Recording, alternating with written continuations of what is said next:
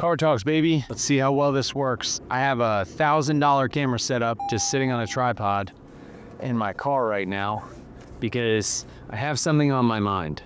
And this is gonna be much more of a mindset talk than a strategy or a tactic, because I'm really sick and tired of guys who are like, oh, I just need to know what my macros are. It's like, dude, there's 1,000,001 calculators, and how many Instagram reels have you watched, either of mine or of somebody else, that have been like, hey, here's how you calculate your macros? How many have you watched? Seriously, how many more do you need to watch? You don't need to watch any more of those fucking videos. No, camera setup is not good. Oh, this is wildly dangerous. But I don't really care. Living life on the fucking edge. But it's like, well, I don't know what macros I need. Nutrition is confusing. Like, I don't know what workouts to do to get started. And look, maybe I say I'm tired of it. And maybe it's only because I hear it every single day and almost in every single conversation. It's just really hard with kids. Like, I find that time is just really tough. And a lot of this just comes down to the fact that you have this lens in the way that you view the world, and that lens creates a certain set of decisions based on emotions that dictate your results. So I want you to imagine you are this infinite fucking being, right? Because we're not our body. If we were our body, then a part of us would be lost every time we got our appendix out or lost a tooth. Like, we are not our body. And I don't know what your religion is. Honestly, it doesn't really matter. We are a soul. That's what I'm going to talk about. And you know deep down inside that you are so much more than your body. That is that voice that speaks to you, that infinite potential that's just like, hey man, like I really think that we could do more. Hey man, I really think that we could get in great shape. Hey man. And it's that little inner voice. And I think, personally, that based on the way that the brain is lodged, like honestly, it speaks like behind my right ear. That's where that voice comes from, where it just talks to me and just tells me all the great things that I could possibly be. But it's just this quiet little voice. It just says it so quietly, and then my mind, the thing that can only reference the past, your mind, the tool that you use to think, the person that you're having a conversation with in your brain can only reference the past. It cannot predict the future, and it's using the past to predict the future because the past is what creates the lens at which it makes decisions, and it bases it solely on emotion, solely. It doesn't base any of it on logic. It bases it solely on emotion. And so many guys have tried something, whether it was in 2017 cutting out bread and calling themselves keto, whether it was intermittent fasting. I don't know if it was keto. I don't know if it was intermittent fasting. I don't know what it was that you specifically tried, but you went after it with a ton of vigor and a ton of excitement, and you thought this was going to be the key. This was going to be me getting in great shape. I watched this guy and he got in fucking shredded shape, all because he didn't touch a carbohydrate for 145 days, or, he hasn't eaten a carbohydrate in 7 years. The claims are always getting bigger and bigger and bigger. But let's be honest, Paul Saladino, the king of intermittent fasting, or the king of keto, I should say, he eats carbs now. Anyways, so you tried this thing and you went after it. And maybe you got some results, and that carried you another 24 hours, 72 hours. Maybe it carried you for another week. But then eventually, you stopped getting results. Eventually, it became too hard. Life got in the way. You had a birthday party. You had a sporting event. You had a client dinner. You had to go somewhere for work. You had to work a long day at work, and the only thing that was available in the office was that chocolate chip muffin, and you haven't eaten in 8 hours, and you were like, I'm keto, but the thought of not eating was just too great, and you succumbed to the chocolate chip muffin. And then what ends up happening, right, is your brain can't discern what the real reason was. It can only discern the emotion and then the immediate surroundings, and all it's saying is, okay, it's late night out of the office. I haven't eaten in 8 hours because I skipped breakfast and I skipped lunch because I was only going to eat dinner, but now I can't make it home time for dinner. Okay, so now intermittent fasting is bad. And then it bases that, and then it associates with you being at work. So now what does your brain say? Your brain says, well, my job makes it too hard to stay strict on a diet. Intermittent fasting is a diet. It didn't work because of work. And because of work, I can't win. And now that creates this story and this lens that literally, it like encompasses your entire brain. It's like this energy field that you give off where you're just like, nothing works for me, man. My job just doesn't let it happen. And the thing is you're just letting your mind dictate who you are and what you are. You're not controlling your mind. At that point, you are under mind control. All we need to do is realize that and just release that back and say, hey, what were the events that caused me to feel this feeling that dieting doesn't work and my body can't change? Question number 1. Question number 2. What were the events and circumstances that happened? What were the things that I could have done that could have made it easier? Which is you taking fucking responsibility. That's you saying that it's your fault. It's not keto's fault. It's not intermittent fasting's fault. It's not the coach's fault. It's no one else's fault. You didn't set yourself up right. And when you do that, everything goes away, because while you're sitting there saying, well, it's my fault. Yeah, because when you take that level of responsibility, you're now in fucking control. You can change it. There's no negative circumstance in your life that hasn't happened because of something that you've done. 0. Harsh fucking truth. God, that's a hard pill to swallow. But it's true. The only reason that you have low energy right now is because you haven't worked out for the past 5 or 6 years. The only reason that you have 40 pounds to lose is because you haven't paid attention to the food or exercise for the past 5 or 6 years. It's not your job. Because the moment that you say like, oh, it's really hard with kids. Yeah, it is hard with kids. It's difficult. There's more variables. But why is it that someone like me and my clients, the hundreds of guys that I've coached, and then of course the thousands of other guys that you scroll through on the internet and you see on the internet that have kids, how are they staying in shape? And I know what your brain is already saying.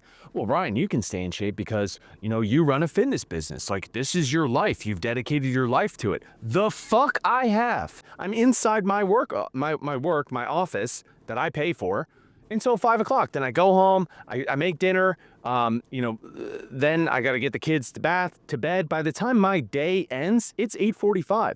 Like, if you think that me owning my own business and managing 60 plus clients means that I have all the free time in the world and I can just dedicate my life to fitness, the fuck are you kidding, dude? This is way harder than when I had a job. Like, when I had a 9 to 5, dude, and then I have to be in the office until like 9:15, this was a fucking cakewalk. Getting in shape was a fucking joke. I didn't have to deal with clients on the weekends. I didn't have to take any late night calls. I didn't have to do any conference calls. I didn't have to deal with managing anybody. I didn't have any of that shit. I didn't have to think about marketing. I didn't have to do the actual internal work of the business and also market it and also sell it and also create YouTube videos. Like, it was so much easier. It was so much less. Like, dude, if you're just an executive working, 9 to 5, maybe you answer a couple client emails late at night, or you gotta, hit Slack on the weekends a couple times, bro, you have fucking time. It's just a lack of priorities, and it's the way that you're literally looking at your schedule. You look at your schedule like, how can I maximize relaxation? How can I maximize off time? How can I maximize the 45 to hour that I get to myself to do shit that makes me feel comfortable and safe and secure and entertained? That's the thing. We are just constantly trying to be entertained and distracted. It's like, dude, you don't need to be caught up with every single show that your friends have told you need to watch. You don't need to watch football, right? And you're like, well, it's the Super Bowl coming up next weekend. Like, I need to watch that. Why? It's also at 6 o'clock at night. So sure, watch it. I'm going to watch it, right? But I'm also going to hit my workout, get my steps, hit my macros. You just look at your schedule on like, look at all this time that I'm working, the 60, 70 hours or whatever it may be. And then you say to yourself, well, it's the only time I get to myself. Well, if it's the only time you get to yourself, why are you giving it away to somebody else? If that hour and a half that you get every single night is the only time you get to yourself, why are you giving it away and using it to make other people money? Why are you saying, hey, Netflix, take my attention. Hey, Instagram, take my attention. Hey, TV show, let me stream this so somebody else gets fucking paid and somebody else's life gets better? Why are you letting your only fucking free time do that? Like, if I only had 2 hours to myself every single day, which, by the way, I pretty much only do, the majority of it is spent working on either me, my mind, my body, or my business, or my relationship with my wife. That's it. I don't really watch a lot of TV because why the fuck would I? What am I getting out of it other than the at the shitty comedy? Like, will I watch a movie with my wife? Absolutely. Do I watch my 1 or 2 hours a week of TV? Yeah, have you heard of Severance? It's fucking mind-blowing. It's one of the best artistic creations I've ever watched on television. But that's once a week for 60 minutes. And it's only on Friday nights when I don't have to wake up at 4 o'clock in the morning on Saturday to hit the gym. It's so fucking strategic. And here's the thing, you just have to put some intentionality behind it. It's not rocket science, bro. It's not rocket science. But you know what you might need? That next level for you is you gotta get the fuck around somebody like me who can hold your ass accountable. Get in touch, get around, watch this fucking video on repeat because you got it, bro. You do. You have everything you fucking need to completely and radically change your life. Bro, if I could tell you, there was a time in my life where I was 40 pounds overweight. I was exhausted out of my mind from working 90 hours a week in a business that was paying me $55,000 a year. I barely survived, dude. I was barely surviving. I was stressed out of my fucking mind. And I had very little money to my name, very little money saved, because I was living in the most expensive county in the Eastern Seaboard, which is Nassau County, Long Island. Draining my bank account, draining my energy, running this business that I just wasn't passionate about, I wasn't excited about. I was 40 pounds overweight. I could not figure it out, dude. I was trying keto. I was only eating fucking meat and vegetables for a little while there. I went carnivore. The constipation level was unbelievable. And when I tell you that, like, we didn't have like YouTube videos like this where somebody was gonna get on and just fucking rip it. Like, I didn't get motivation like this. I was completely isolated. We didn't have the degree of content on Instagram. Like, Instagram in 2016 and 17 was like pictures. Nobody was putting out valuable content. We didn't have ChatGPT that could write a workout plan for us. Like, all I had was just me being like, well, I'm gonna figure it the fuck out. I didn't have any fit friends. I didn't have a coach. I didn't have somebody who was willing to literally lay it all out on a YouTube video. Like, that didn't exist. And if it did, I never saw it. I'm just thinking about guys that have 40 pounds to lose with the level of resources that you have. And the fucking, like, do you want to know what the fucking cheat code is? Is like, hire a fucking coach. Any fucking serious problem, like, if I could go back to 2017, 18, when I was starting this, if I could have just paid somebody a couple $1,000s to be like, tell me what the fuck to do. Oh, I would have done it like that. But back then, there was no online health and fitness coaching. I would have had to hire a personal trainer. And I didn't have the time to go to the gym during the hours that the personal trainer was even available. He was like, yeah, we can meet anywhere between like 11 and 6. I'm like, dude, that's peak fucking money hours, dude. Like, I'm not gonna go to the gym at 2 o'clock in the afternoon. What are you, nuts? I gotta make money. I gotta sell some shit.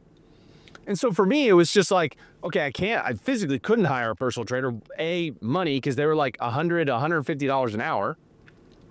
And B, the only times that they could meet were like the middle of the day. There was no personal trainer that was like, I'll meet you at the gym at 5 a.m. Because the personal trainers don't even wake up at 5 a.m. because they're lazy. They just want to train the stay-at-home moms who are like, I got a really good workout in today because I sweated. They're not fucking transforming men. Like, the level of fucking resources that you guys have now, especially with like how upgraded the gyms are, like there's all these little pocket gyms around too that are just like sick. They're epic. Like, gym equipment is so good. The standard of gyms is so much better. You know, I used to go to the Crunch in White Plains. There was one time where I needed the 40-pound dumbbells, and I saw the one 40-pound dumbbell on the rack. And then I walked the entire length of the gym 3 times to find the 40-pound dumbbell, only to find out that it was underneath a mat in the yoga studio. And I was paying $20 a month to go there. I dropped the membership right then and there. I was like, I can't do this shit, dude. I wasted like 15 minutes of my workout. It was so frustrating. And now gyms are so nice and the standard is so much better because now it's like this socially acceptable thing. Like, it's almost expected now that you like should be working out. Like, it's crazy to me. Anyone who's like, oh, I don't know if I'm even gonna get into working out. It's like, bro, muscle is the longevity organ. It's what keeps you functioning at a high level for the rest of your life. Like, do you only want to work until you're like 63 and then you're so debilitated and broken that you're like limping out of your fucking desk chair? That fucking sucks. The thought of that makes me sick to my stomach. For anybody, for me, for you, for anybody. So it's like you don't need to make all these excuses and these reasons that you can't do it. Because when I didn't have any of the shit that you have right now, I still figured it out. Trial and error for 3+ years. When I finally figured it out, I had kids. Like the moment I got shredded, dude, like the moment I really fucking figured it out and I got myself down to 11% body fat, absolutely diced, I had kids months later, like months. I think it was 6 months later. And then I had to figure it out all over again. And then we had 2 kids and I'm figuring it out all over again. But it's possible. But you're just so afraid to fucking fail. You're so afraid to like, I don't want to do a diet and then not lose weight this week. What? What's the alternative? Gaining weight this week? Like, if you're flat for a week, okay, tweak it. Okay, adjust. Who the fuck cares? Like, you don't need to get so caught up in the fucking scale and the results. It's like, just focus on minor improvements. Did you lift more that week? Did you take 500 more steps than you did last week? Were you a little bit more intentional? Did you do better on tracking that week? Did you eat out a little less? Did you only have half a donut versus a full donut? Like, where are the wins? Like, you gotta find these fucking wins, man. That's what you have to do. That's what you have to do. Small fucking wins. So my homework for you, at the end of this video, because I'm gonna wrap it up, my homework for you is this. Tomorrow, pick one fucking thing that you can do. Make the decision right now, before you close out this screen, what is the one thing that you wanna do tomorrow to improve your health? Is it eat less of this, not eat after this time? Is it drink a gallon of water? Because dear God, the amount of dehydration I see in men is crazy. All you guys out here fucking drinking your Snapples and shit and your flavored waters. It's like, dude, just drink water. Just drink water. That's all you have to do. And then just do that one thing. And then tomorrow, when you do that one thing, because hey, dude, you only have one thing. Don't fix a million fucking things all at once. That one thing, pat yourself on the fucking back and say, good job, insert name. Say good job to yourself. Like for once. For once. Stop fucking beating yourself up. I'm so tired of it. It's like even my clients do this sometimes. Like they get on with me and I look and they're down a pound. They've progressed in their workouts. And I ask them on a scale from 1 to 10, how would you rate their week? They're like 4. Dude, what the fuck? Like, how is that a 4? Like, lighten up. God damn.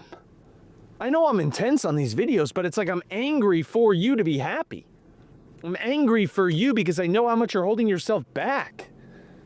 Just like, can we just work on like patting yourself on the back? That's one fucking thing that guys don't hear enough of.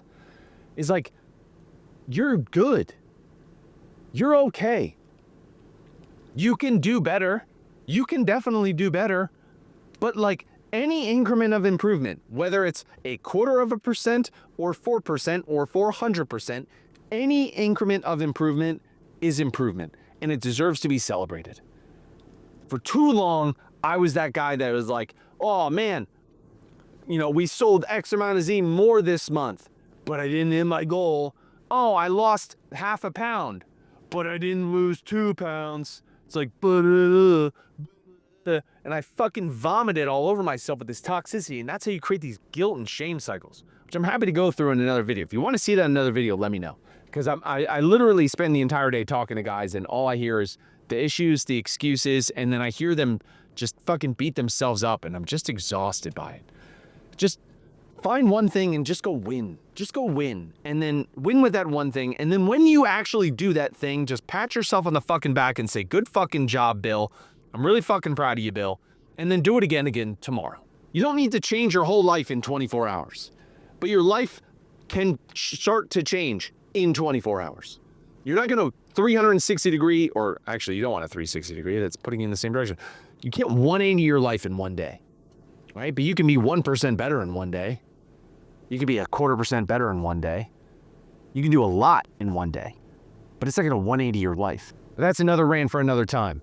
Thanks for tuning in. If you're watching this and you want to answer some of the questions I had, leave a comment, go watch some of my educational stuff, or just fucking subscribe, because I would love to be introduced to more guys just like you. And even if we never meet, I recorded this video for you because I'm sure that there's somebody watching this video right now that is frustrated as fuck with their body and wants nothing more than to radically change but it's just too afraid to start because they keep stopping themselves by beating themselves up because they're not absolutely perfect the first fucking time that they try. If that's you, just go be 1% better, man. That's it. Because you know what? You are enough. You are worth it every step of the way. Have a great fucking week, man.